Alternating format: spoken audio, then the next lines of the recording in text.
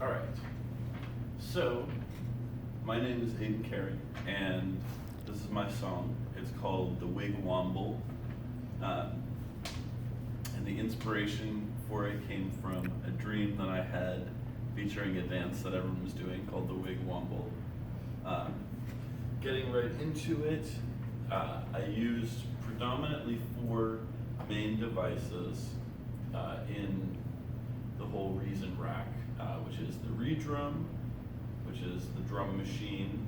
I use the NNXT, which is it's more of a sampler, but basically you can use it with the MIDI controller to play sort of sampled note sounds for various different, in this case I used it for orchestral instruments, which you can find in the Reason orchestra sounds. There was a lot of these.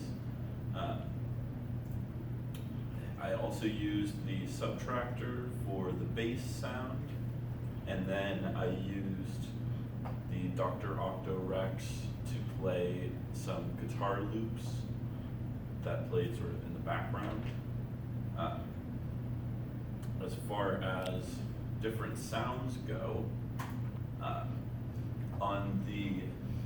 course I have my drums, and then if I just click on that, you can sort of hear, you can hear some of the sounds that I used.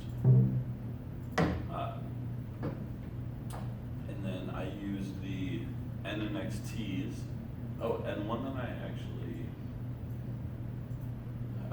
so I used the NNXT for 4 things, which is this bell sound, which should play. Well, I use it for a bell sound, and then I also used the NNXTs for this violin pizzicato string sound for both chords in this song as well as the main melody.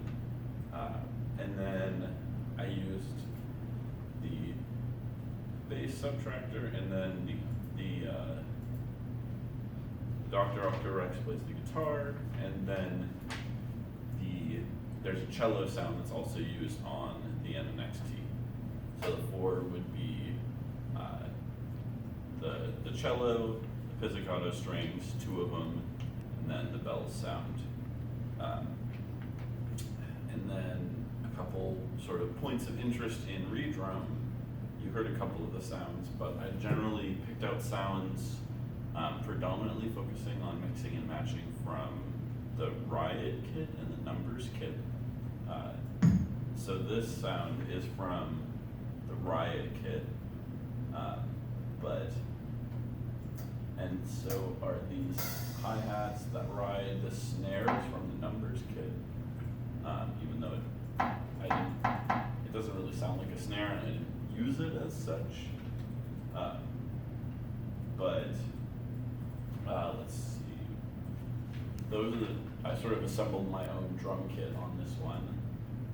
And then moving along to the form and structure, there's about 46 measures in the song. The form is an AABA form, which is generally evidenced by where on this chord track, you can see there's 8 bars of A, B, and then A, with little sort of transitions. There's a 4-bar sort of introduction, and then another 4 bars to introduce some of the rhythm and some of the guitar samples that play in the background. And then there's also lastly there's a 2-bar outro where it plays the main melody, but it's slowed down with a tempo automation. And then the last little point of interest there is that this little piece right here is a drum fill that transitions right from the end of this B section into the final A section.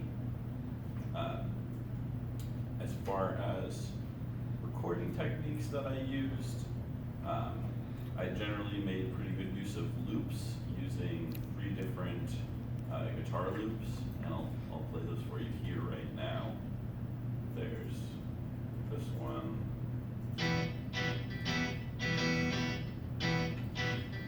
This one. And this one I use as sort of a transitioning one.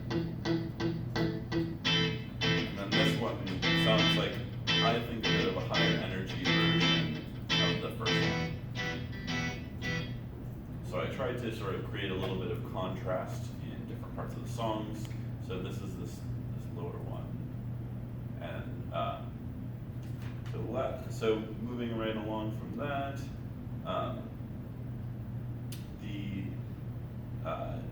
if I go into some other recording techniques, I mostly just used the pencil tool. I didn't really, I would improvise a little bit without recording, but I was mostly for experimentation.